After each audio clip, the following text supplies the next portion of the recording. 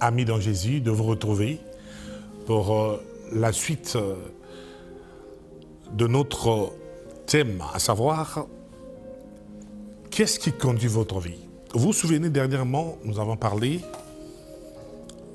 sur ce thème et nous avions abordé quelques points qui étaient comme des vices, qui étaient comme des éléments qui n'étaient pas approuvés par Dieu et par sa parole pour la direction de notre vie. Chers bien-aimés, vous êtes créés par le Seigneur. Je vous parle avec mon cœur. Donc, je répète et j'insiste que vous n'êtes pas là par hasard. Votre vie a commencé avec Dieu, a commencé en Dieu dans l'éternité passée. Et vous êtes sur la terre. Et la terre n'est pas votre demeure. La terre n'est pas votre demeure. Et vous allez passer, chers bien-aimés. Pourquoi? Parce que Dieu est éternel. Et vous êtes éternel. Et ce temps que vous avez sur la terre, c'est un petit temps qui vous avait été donné, oui, non pas pour que vous accrochiez à ce monde et aux choses de ce monde, mais ce temps vous a été donné et c'est comme un temps de parenthèse qui demande votre responsabilité, qui est un temps rempli de preuves, qui est court, parce que après ce petit temps, vous le savez bien, nous quittons la terre et nous partons où? Posez-vous la question de savoir où sont ceux qui sont partis. À côté de toi, tu le sais, cher bien-aimé, tu avais des êtres chers que tu aimais beaucoup, que tu avais bien voulu que ces êtres chers soient là, mais malheureusement que tu les as perdus. Tu les as perdus. Moi également, comme toi, j'aurais voulu que ceux que j'ai aimés, mes proches que j'ai perdus, soient là. Donc ça veut tout simplement dire que de la même manière qu'ils sont partis, toi et moi nous partirons. Vous ne vous demandez pas que... Vous ne voyez pas que... Vous ne vous demandez pas où allons-nous? Pourquoi la mort? Oui, c'est parce que dans le plan de Dieu, toi et moi, dans le plan de Dieu, nous n'avions pas été créés pour vivre éternellement sur la terre. Donc après ce petit temps, j'insiste que c'est un petit temps que toi et moi nous avons sur la terre, nous finirons toujours par partir d'une façon ou d'une autre. Nous allons affronter la mort. Nous allons aborder la mort. Mais la mort n'est pas une fin en soi. La mort n'est pas une fin en soi. Déjà, tu n'es pas là par hasard. Tu n'as pas été créé par hasard. Ou tu n'es pas le fruit ou le résultat d'une spontanéité. Tu es là parce que tu sors de l'éternité passée et en passant sur la terre, tu vas dans l'éternité future. Bien-aimé, il y a une vie après la vie. Comprenez-moi bien sûr. Il y a une vie après la vie. C'est comme l'on dirait souvent, il y a une vie après la mort. Mais je dis, il y a une vie après la vie. Et cette vie, c'est la vie de Dieu. C'est la vie que Dieu nous réserve. Et cette vie, c'est la vie éternelle. Voilà pourquoi je suis préoccupé de passer sur la terre comme toi, après avoir compris quelque chose que Dieu m'a fait comprendre. Je viens pour te dire, je ne pourrais pas partir seul avec cette révélation, avec cette compréhension. Je viens pour te dire quelque chose, pour que tes écailles des yeux tombent, pour que tu acceptes Jésus. Parce que le bonheur qui t'attend dans l'au-delà dépend du comportement que tu auras affiché sur ce petit temps que tu as sur la terre. Voilà pourquoi nous disions dernièrement, mais étant sur la terre, puisque tu as compris que tu n'es pas par hasard, mais qu'est-ce qui te conduit? Qu'est-ce qui te conduit?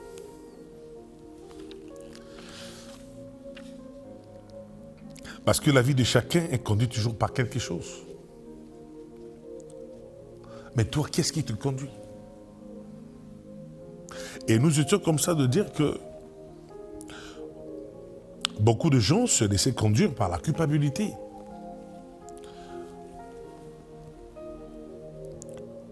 Et certains se conduisaient par la rancune et la colère, ce qui n'était pas une bonne chose. Car ce sont là des inconduites, ce sont là des vices qui ne sont là que pour te détruire, pour me détruire, pour nous détruire, et pour nous détourner du plan merveilleux que Dieu nous a tracé. Parce que j'insiste que tu es une créature très merveilleuse et que tu, en passant sur la terre ou de passant sur la terre, tu as un merveilleux plan qui a donné à Dieu de l'univers avait déjà érigé, t'avais déjà planifié. Mon but ici est que tu retrouves ce plan. Et nous allons maintenant continuer à pouvoir essayer de pouvoir te détourner de tes vices qui font que le plan de Dieu pour toi aujourd'hui devient difficile à pouvoir retrouver, à pouvoir atteindre. Il y en a ceux qui ne sont pas conduits par la culpabilité, ni par la rancune et la colère, mais il y en a ceux qui sont dans la catégorie des gens qui se laissent conduire par la peur. Oui, bien aimé, la peur peut te conduire jusqu'au point où tu arrives à perdre le plan que Dieu a pour toi. Tu arrives à passer à côté du plan que Dieu a pour toi. Vous savez, les gens qui sont dans la peur sont des gens qui ont vécu certainement dans des situations,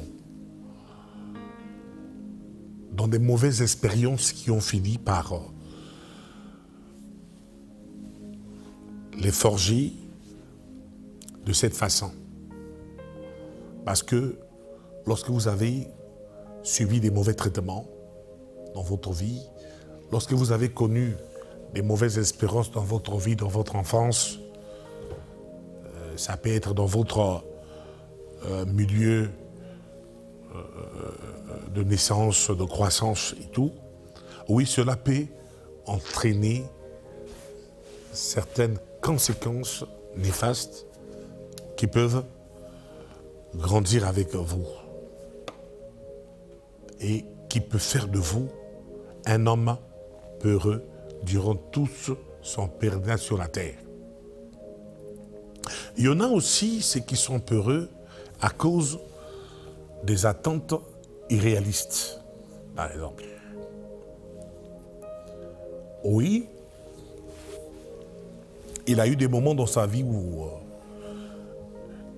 il avait espéré sur X ou Y, et le temps est passé pour rien. Il y a eu comme une sorte de trahison qui a fait que l'attente a été irréaliste. Et voilà, ça fait de lui un peu heureux. Et que ça a développé en lui un sentiment de peur. Et il vit une absence de confiance totale qui fait que ce déséquilibre puisse réellement hanter sa vie. Il y en a ceux qui sont d'une éducation trop autoritaire. Voilà, etc. Dans tous les cas, ces gens-là passent à côté d'occasions rêvées parce qu'ils ont peur de se lancer. Ils ont ce genre d'attitude désormais en eux. Ils vivent toujours en jouant en carte de la sécurité, en évitant les risques, en essayant de maintenir les choses telles qu'elles sont. Or que ça, c'est un danger. Pourquoi? Parce que, à un moment donné, la vie est un risque. Et que si vous passez toute votre vie dans la peur, mais il vous arrivera parfois de passer à côté du plan de Dieu. Parce que tel que Dieu a fait la vie, mais il y a des moments où la vie s'identifie, la vie s'assimile au risque. Il n'y a pas un domaine de la vie que je connais qui n'est pas un domaine à risque. Que ce soit les études, que ce soit la recherche d'emploi, le mariage, avoir une progéniture, voyager, faire des affaires, que sais-je encore. Même la vie chrétienne est une vie à risque. Pourquoi? Parce que la Bible dit le juste vit par la foi.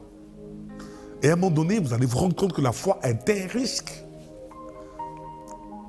Je vous prends l'exemple. Quand le Seigneur rencontre Abraham, le père de la foi, il lui dit: Abraham, va-t'en de ton pays et je ferai de toi un grand. Je te bénirai. Mais Abraham était dans un camp fort. Abraham était en Mésopotamie, sur la terre de ses ancêtres. Il avait tout le confort possible, je peux le dire, qui était plus que là où Dieu allait l'amener. Voyez-vous que même le chemin que nous avons suivi, demandons aux chrétiens qui ont tout laissé à cause de Dieu, qui se sont sacrifiés pour Dieu, ces chrétiens nous diront que la chrétienté ou la vie chrétienne est une vie à haut risque qui démontre le courage. Déjà, la foi est en opposé à la peur. Mais vous allez voir que cette catégorie des gens que je viens de citer, qui se sentent emprisonnés dans la peur, mais ils passent à côté. Et ils ont comme ça manqué beaucoup d'occasions, beaucoup de choses. Bien-aimés, sortez de la peur. Ne vous laissez pas conduire par la peur ou de la peur. La peur est une prison aussi. que vous construisez vous-même. Pendant que je parle, tu es dans la peur. Je ne sais pas de quoi. S'il te plaît, écoute cette parole ce soir. Ce n'est pas de cette façon que Dieu voudrait que ta vie soit conduite. Sors de là où tu es. Sors de la peur. Et la Bible dit que nous devons combattre la peur avec les armes de la foi et de l'amour. Oui, pourquoi la foi? Parce que la foi est le contraire de la peur, est l'opposé de la peur.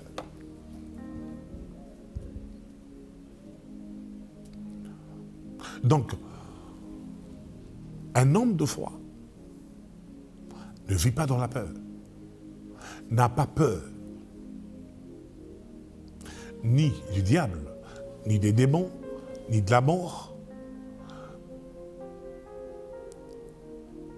n'a peur ni du lendemain. Il est aussi écrit que l'amour bannit la peur. Oui, le Seigneur voudrait que nous puissions l'aimer. Et là où il y a l'amour, il n'y a pas de peur. Le danger est que, bien aimé, avec la peur, vous pouvez passer à côté du plan que Dieu a réservé pour vous. Vous pouvez comme ça rater beaucoup de choses dans votre vie. Ne vous laissez pas conduire par la peur. Ce n'est pas une vertu, la peur.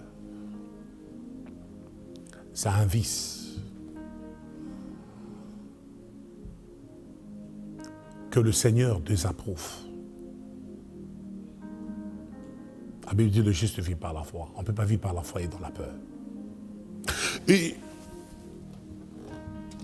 l'autre catégorie, c'est la catégorie des gens qui se laissent conduire par le matérialisme. Eux, ils ne sont pas dans la culpabilité, comme on l'a dit. Ils ne sont pas dans la rancune. Le matériel, non. Excusez, la rancune, la colère, ils ne sont ni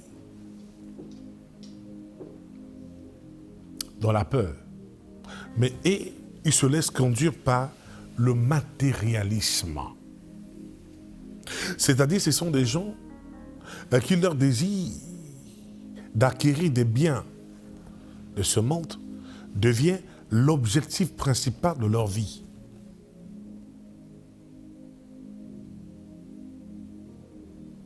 Donc, ce sont des gens qui pensent qu'ils ont, que les biens qu'ils peuvent en acquérir, ils peuvent avoir, que plus ils seront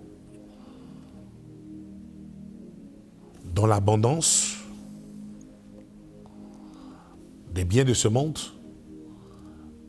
et plus ils seront heureux. Ils pensent que plus ils ont de biens, plus ils auront de l'importance et ils se sentiront en sécurité. Il y a des gens comme ça. Bien-aimé, je suis là pour te dire que ce n'est pas de cette façon-là que la parole de Dieu nous enseigne. La parole de Dieu ne nous enseigne pas cela. C'est faux. Ce n'est pas le désir d'acquisition des biens matériels que vous avez fait comme objectif principal de votre vie qui vous procurera le bien-être, qui vous apportera le bonheur, qui vous apportera de l'importance et qui vous apportera la sécurité. Les biens ne procurent qu'une joie passagère.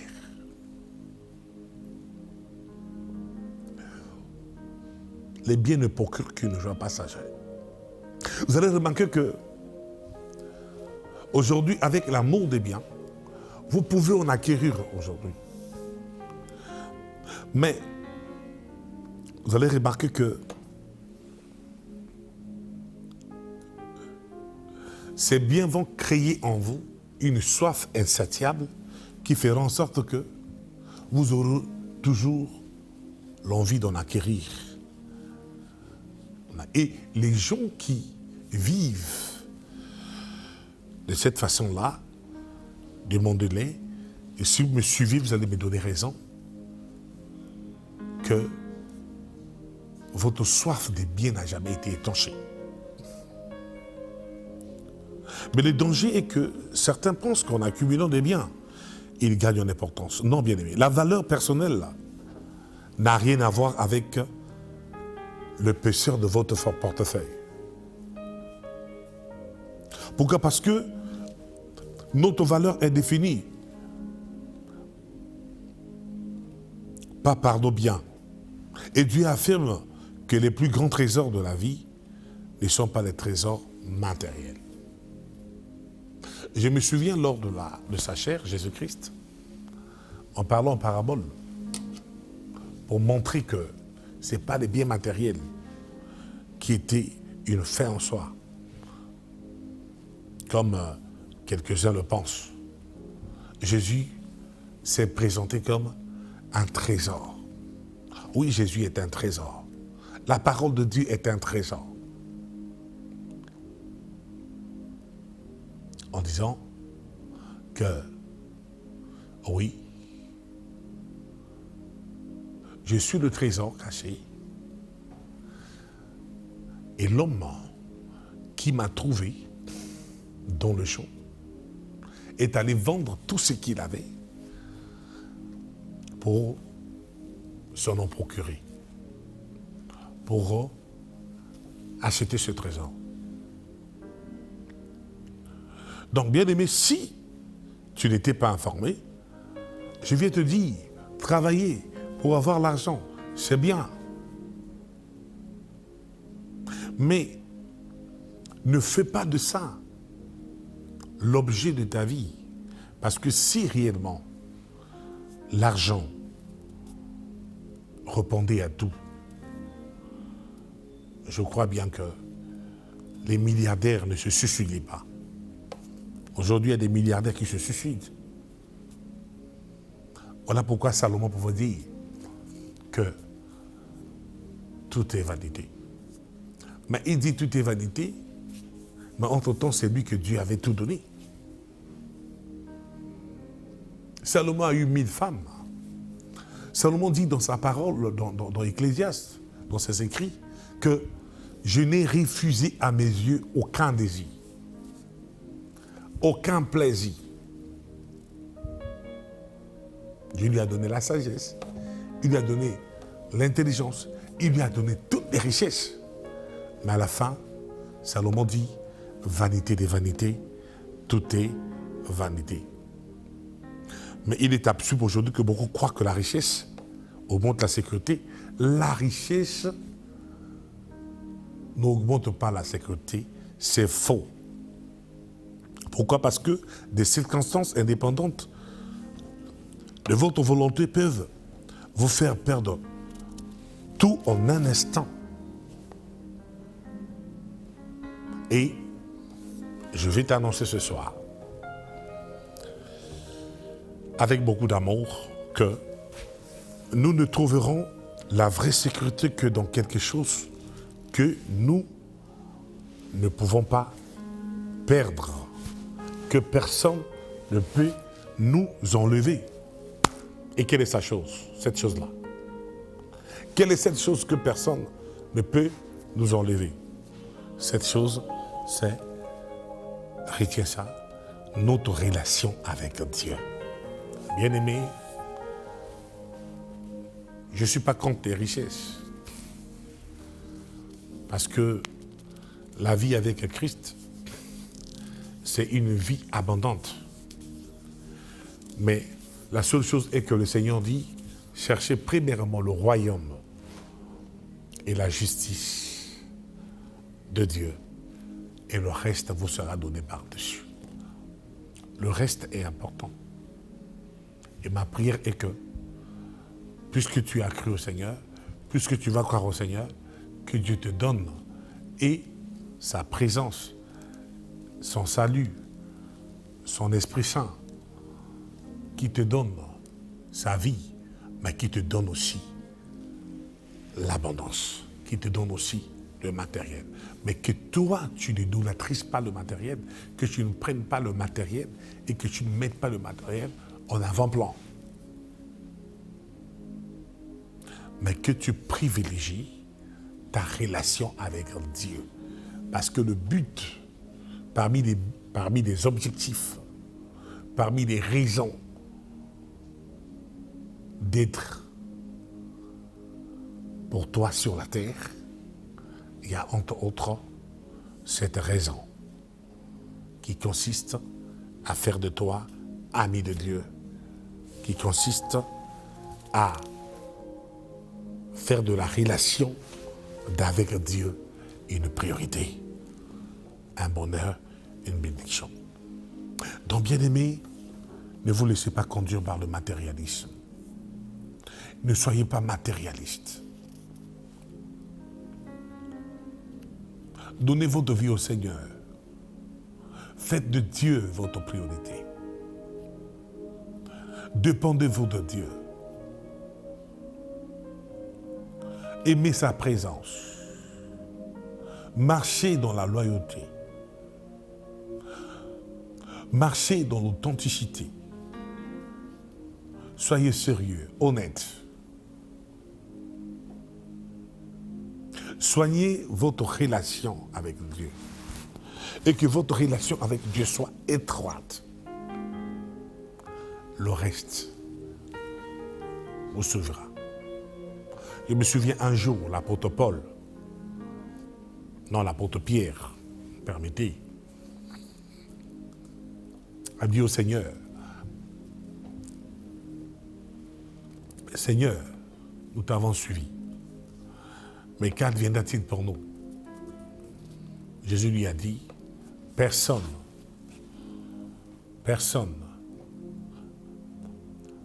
ne pourra quitter tout sans qu'il ait reçu au centuple. Il a parlé du royaume des cieux, mais il a parlé aussi des persécutions, mais aussi des biens matériels. Dieu sait que tu en as besoin, mais ce n'est pas ce qui doit être mis en premier. Voilà. Et enfin, toujours dans le sens de pouvoir, essayez de pouvoir dénoncer et vous faire sortir de quelques vices, quelques inconduites qui vous déclassent de la volonté de Dieu. Nous allons finir par cette dernière catégorie des gens. Ceux-là se laissent conduire par leur besoin d'être approuvés. Oui, il y a des gens que vous ne trouvez pas dans le matériel, ni dans la peur.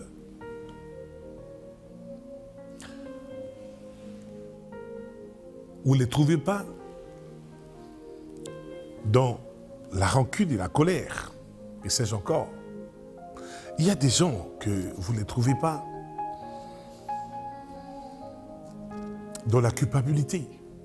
Mais il y a des gens que vous trouvez qui se laissent conduire par leur besoin d'être approuvés. Donc, ce sont des gens qui laissent des désirs d'autrui, des autres. Par exemple, les désirs des parents, les désirs de leurs conjoints, les désirs de leurs enfants, leurs enseignants et amis contrôlent leur vie. Et vous allez vous rendre compte que L'ironie est que beaucoup d'adultes essaient encore d'obtenir l'approbation des autres pour faire telle ou telle chose, pour accomplir telle ou telle besogne. D'autres se laissent conduire par les attentes de leur entourage et ont tout le temps peur de ce que l'on peut penser d'eux. Malheureusement, je viens ce soir pour fustiger aussi les gens de cette catégorie. Je viens pour vous dire, bien-aimés, Dieu vous a créé. Vous avez tout. Vous avez tout, il ne vous manque rien. Parce que quand le Seigneur a créé Adam, il a dit, il est bon que l'homme soit comme ça. Donc, tel que tu es là, bien-aimé, ta vie, c'est ta vie. Ne vis pas toujours en te comparant des autres. Si tu es dans cette catégorie de gens, en tout cas, sors ce soir. Demande pardon au Seigneur, parce que cela va te faire perdre le plan de Dieu pour ta vie. Ne vis pas pour X ou Y. Ne cherche pas à être approuvé par qui que ce soit. Tu es toi. Ne te compare pas à tes voisins. Ne te compare pas à ton prochain. N'envie pas ton prochain. Ne sois pas complexé de ton prochain. Ne te sous-estime pas. Pourquoi? Parce que je ne connais pas toutes les clés du succès. Mais je sais qu'essayer de plaire à tout le monde mène à l'échec. Ne mène pas ta vie en essayant de plaire à tout le monde. Confie-toi à l'Éternel. Nourris ou bâtis ta relation avec l'Éternel. Il a une volonté pour toi. Il t'a créé hors pair. Tu es unique en ton genre. Il a mis des talents en toi. Tu es doué. Tu as des choses enfouies en toi. Tu as aussi certaines choses que tu n'as pas encore développées en toi. Il est normal. Il est temps que tu les développes. Sache que, en vous laissant influencer par l'opinion des autres, vous manquerez à coup sûr, je dis bien à coup sûr, le plan de Dieu pour votre vie. Ne vous comparez pas aux autres. Jésus a dit, nul ne peut servir de maître. Serve le Seigneur. Nul ne peut suivre deux voies. Suis la voie que Dieu t'a tracée. Ne passe pas ton temps à envier. Parfois, la meilleure vie, c'est celle que tu as. Ne pense pas toujours que la meilleure vie, c'est la vie que les autres ont. Rien ne te montre. Il y a de ces choses dans les maisons. Il y a de ces choses dans les vies. Si chacun se mettait à vous dire ce qu'il vit, ce qui se passe chez lui, tu aurais mieux voulu ta vie que la vie que tu es en train d'envier. Donc, bien-aimé, tu comprends avec mon cœur.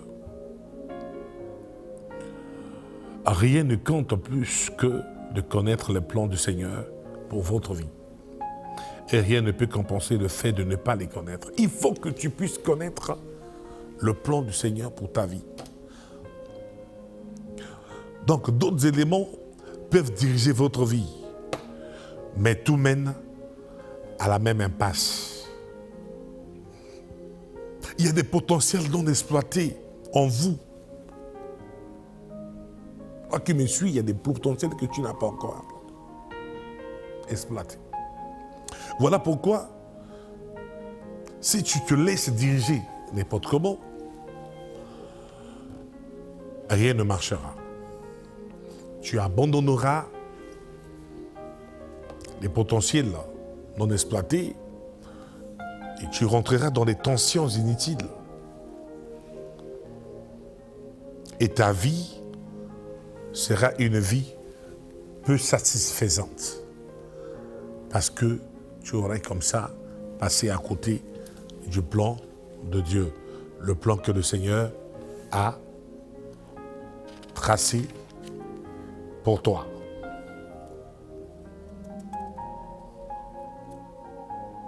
Donc ne vous laissez pas contrôler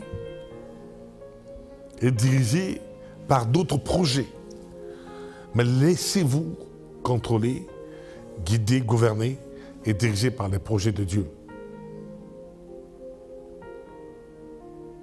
Et les projets de Dieu vont vous conduire, en tout cas, à connaître et à expérimenter le plan de Dieu pour votre vie. Et rien ne peut compenser le fait de ne pas le connaître.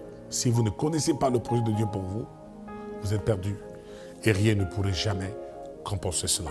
Par conséquent, la vie sera sans but. Et ne cherchez pas à vivre une vie sans but. Car la vie sans but, c'est cette vie-là qui se laisse diriger par n'importe quoi, qui se laisse diriger par n'importe comment. Une vie sans but est une vie ou un parcours vide de sens. Oui, parce que vous êtes passé à côté du plan de Dieu. C'est une série d'activités inutiles, comme plusieurs personnes, vous les voyez vivre. Mais vous demandez, mais ça c'est quel genre de vie? Vous posez la question, mais est-ce que cette personne-là aussi comprend le but pour lequel elle est sur la terre? Vous serez là.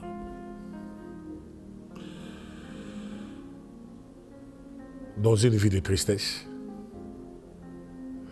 dans une vie limitée et dans une vie vaine. Mais le Seigneur est tellement beau. Il m'envoie vers toi. Parce que lui qui te connaît, sait que quelque chose ne va pas. Il m'envoie vers toi. Parce que c'est lui qui attire des hommes vers lui. Il m'envoie vers toi pour te dire, il est temps que tu reviennes à lui. Pour donner à ta vie quelque chose d'important. Pour te convertir. Et une relation avec Dieu. Et une relation avec Dieu. Lui qui connaît ton origine. Lui qui connaît le pourquoi de ta présence sur la terre. Lui qui connaît ton identité. Parce qu'il est ton créateur. Lui qui connaît ta vraie valeur. Tu as de la valeur. Lui qui connaît ta destinée. Il te dira pourquoi tu es sur la terre et tu auras la joie de vivre. Et quand viendra le jour de ton départ, tu auras la joie de quitter cette terre. Tu partiras avec gloire, non pas dans le sens de plusieurs qui ont quitté la terre de façon désespérée, mais tu quitteras la terre, tu partiras avec gloire pour aller poursuivre ton éternité future à côté de lui. Et que le Dieu que je sers avec abnégation, avec persévérance, puisse te saisir, puisse te toucher, puisse te faire comprendre le sens profond de ce mot et puisse t'amener à lui. Si tu étais déjà avec lui, puisse te garder en lui. Car Jésus-Christ est le vrai sens de la vie. Voilà pourquoi Pierre pouvait dire, lors de la chair de Fils de Dieu, lors de sa chair, il pouvait dire, quand Jésus leur avait dit, mais après que les gens l'ont laissé pour les avoir pressé la vérité, quand tu leur disais, vous devez manger ma chair et boire mon sang. Et pendant que tout le monde, tous ceux qui le suivaient, l'ont laissé et que seuls les disciples sont restés, Jésus dit aux disciples, mais et vous? Ne voulez pas vous en aller aussi? L'apôtre Pierre, inspiré, rétorqua à Jésus en disant, à qui irons-nous? Bien-aimés, il y a de salut en aucun autre nom qu'en Jésus. Jésus veut de vous. Jésus a besoin de vous. Si vous me suivez et que vous n'avez pas d'église, et que vous n'avez pas de Bible, et que vous ne connaissez pas encore le nom du Seigneur, cherchez à avoir une. Cherchez à être là où on va vous montrer le nom du Seigneur, pour ne pas que vous puissiez passer à côté de votre vie. Et si vous êtes déjà dans une église, je vous conseille de persévérer, de continuer à chercher à comprendre le vrai sens, à transcender, à chercher à pouvoir faire asseoir votre vie là-dessus, sur Jésus-Christ. Et c'est par ces paroles que je me sépare avec vous pour